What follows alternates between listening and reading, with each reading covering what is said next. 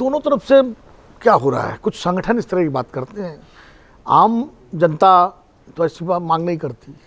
हम ही 6 लोग यहाँ बैठे होते हैं, हमें से किसी ने मांग नहीं की ऐसी कि दुकानें बंद हो जाएं या रंग पड़ जाएगा। ये कुछ निहित स्वार्थ, राजनीतिक स्वार्थ के तहत इस तरह की मांगें या इस तरह के सवाल उठाए जाते हैं। देखिए, जब अमेरिका पे 9/11 हुआ और आतंकवादियों ने हमला किया तो जॉर्ज बुश ने अमेरिकन जनता को संबोधित करते हुए कहा था कि this is the attack on American way of life. मुझे लगता है इस तरह की जो कोशिश लोग कर रहे हैं, this is attack on Indian way of life, चाहे किधर से भी हो। क्योंकि जैसा भी समीर जी ने विस्तार से बताया कि भारतीय समाज जो है बहुधर्मी, बहुमतावलंबी कह लीजिए, मान लो धर्म पर हो सकता है अवधेश जी कहते हैं कि धर्म जो है आप गलत व्याख्या कर रहे हैं, तो बहुपंथी आप कह सकते हैं, बहुमतावलंबी कह सकते हैं, बहुभाषी, बहुजातीय, विविधता का एक ज़बरदस्त संगम है, गुलदस्ता है, एक बगीचा है जो दुनिया में और किसी देश में ऐसा संभव नहीं है। इसके बावजूद सब कुछ ठीक ठाक चल रहा था, छोटी मोटी घटनाएं पहले भी होती थी, लेकिन ये मुद्दे नहीं बनते थे। अब इधर पिछले कई वर्षों से इस तरह की चीज़ें होने लगी हैं कि हर त्यौहार पर, होली पर मस्जिद आप तिरपाल से ढक दीजिए, रंग पड़ जाएगा तो पता नहीं क्या आफत आ जाए, क़यामत आ जाएगी।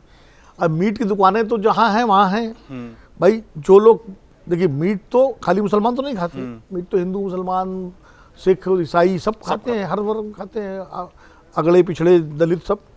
तो बहुत सारे लोग ऐसे हैं जो नॉन वेजिटेरियन हैं लेकिन नवरात्र में मीट नहीं खाते। बहुत सारे लोग ऐसे हैं जो नवरात्र में प्याज लहसुन भी नहीं खाते। तो फिर प्याज लहसुन दुकानें बंद कराएंगे क्या आप? तो जिसको जो खाना है वो वहाँ जाएगा, जिसको नहीं खाना नहीं जाएगा।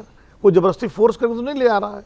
हाँ, ये आप थोड़ा बहुत मान लीजिए, कह सकते हैं कि भाई मंदिर, वैसे भी मंदिरों के आसपास दुकानें तो बहुत मीट करीब की तो नहीं होती नहीं आमतौर पर। अगर कहीं है भी तो थोड़ा बहुत वो पूजा का टाइम, उसका टाइम देख करके एडजस्टमेंट किया जा सकता है, ऐसा क्यों नहीं है। लेकिन ये कहना एक तरह से फोर्स करना किसी चीज़ के लिए, वही शराब वाला जैसे उन्होंने कहा कि भाई वो शराब हराम है इस्लाम में, तो शराब दुकानें बंद कर दो। तो ये अगर धर्मों के आधार पर अगर तय होने लगेगा तब तो बड़ा मुश्किल हो जाएगा ना। फिर तो बड़ी समस्या ये हो जाएगी, कब फिर तो आपको पंचांग देखना पड़ेगा कि कब कौन सा त्यौहार आ रहा है, कब कौन सी दुकान खुले, कौन सी न खुले, किसका त्यौहार आ रहा है। जैनियों का आ रहा है तो कुछ और वो कह देंगे मांग की, वो तो बिल्कुल ही चींटी तक न मरे। तो मुझे लगता है कि ये चीज़ें कुछ निहित स्वार्थी तत्वों के द्वारा जो इंडियन वे ऑफ लाइफ है उसको डिस्टर्ब करना चाहते हैं, वो कोशिश है। और इसमें राजनीतिक दल अपनी अपनी रोटियां सेकते हैं, और कोई एक राजनीतिक दल नहीं, लगभग सभी राजनीतिक दल अपने हिसाब से चीज़ों को की व्याख्या करते हैं और उसका ध्रुवीकरण की राजनीति करते हैं। अब ये जिम्मेदारी सामाजिक संगठनों की है, जनता की है, लोगों की है कि आगे आकर के ऐसी कोशिशों का विरोध करें। अगर मुसलमानों का मसला कुछ है तो मुस्लिम संगठन आगे आकर के उस पर एक पहल करें। हिंदुओं का मसला है तो हिंदुओं के जो प्रतिनिधि संगठन है वो आगे आके पहल करें, तब चीज़ें ज़्यादा बेहतर होंगी। जैसे मान लीजिए होली का मसला था, तो होली पर अगर तमाम मुस्लिम संगठन आगे एक अपील करते हैं कि भाई रंग अगर पड़े भी जाएगा तो कौन सी दिक्कत आ रही है, इसलिए ज़बरदस्ती रंग न डाले। वो तो पुलिस भी कहती है, प्रशासन भी कहता है, पड़ भी जाएगा तो क्या समस्या आ रही है, इसलिए इसको मनाया जाए जैसे पहले मनाया जाता था। ऐसे ही नवरात्र के हिंदू संगठन भी कह सकते हैं भाई जिसको मीट ना खाना हो वो वहाँ दुकान पर ना जाए और बाकी अपना जिसको खाना हो खाए। ये तो त्यौहार तो श्रद्धा और आस्था का विषय है ना, ज़बरदस्ती आरोपित नहीं किए जाती। और हमारे यहाँ तो हिंदू धर्म में तो इस मामले में कोई बाध्यता है ही नहीं। कोई 2 नवरात्र रहता है, कोई 1 रहता है, कोई 9 के 9 रहता है, कोई 1 भी नहीं रहता, लेकिन हैं सब हिंदू है, सब देवी के भक्त हैं, माँ के उपासक हैं। तो मुझे लगता है कि अच्छा फिर बंगाल, आसाम, उसी तो मैं बात पे आ रहा था कि सबके तौर तरीके अलग हैं। वहाँ तो मांसाहार का ही भोग लगता है कई जगहों पर देवी का।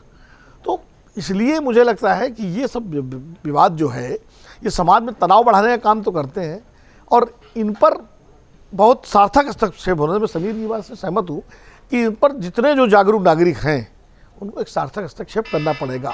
फिर से राजा राम मोहन राय और बाल गंगाधर तिलक और स्वामी विवेकानंद और रामकृष्ण परमहंस या महात्मा गांधी या बाबा साहब अम्बेडकर जैसी पहल की ज़रूरत है, जो इन तमाम सारे अतिवादियों के खिलाफ समाज एक सार्थक रूप में खड़ा हो। और राजनीतिक दलों से उम्मीद छोड़ दीजिए, राजनीतिक दल तो अपने हिसाब से इन पर करेंगे क्योंकि उनको अपनी ये सामाजिक संगठन, नागरिक संगठन ही इस पर पहल करें और इसको जो है दूर करें। और मीडिया की भी एक बड़ी भूमिका होगी इसकी। जैसे खबरों खिलाड़ी का कार्यक्रम हो रहा, हम लोग इसमें बात कर रहे हैं, तो अब ये चीज़ दूर तक जाएगी, इसमें जो बातें होंगी, तो कम से कम इस तरह के कार्यक्रमों के जरिए भी समाज के भीतर एक वातावरण का निर्माण किया जा सकता है। अगर आप ये वीडियो YouTube पर देख रहे हैं तो हमारे चैनल को सब्सक्राइब कर बेल आइकन दबाएं, और Facebook पर देख रहे हैं तो हमारे पेज को लाइक करें। 8 मिलियन प्लस सब्सक्राइबर, आपके इस भरोसे के लिए बहुत धन्यवाद।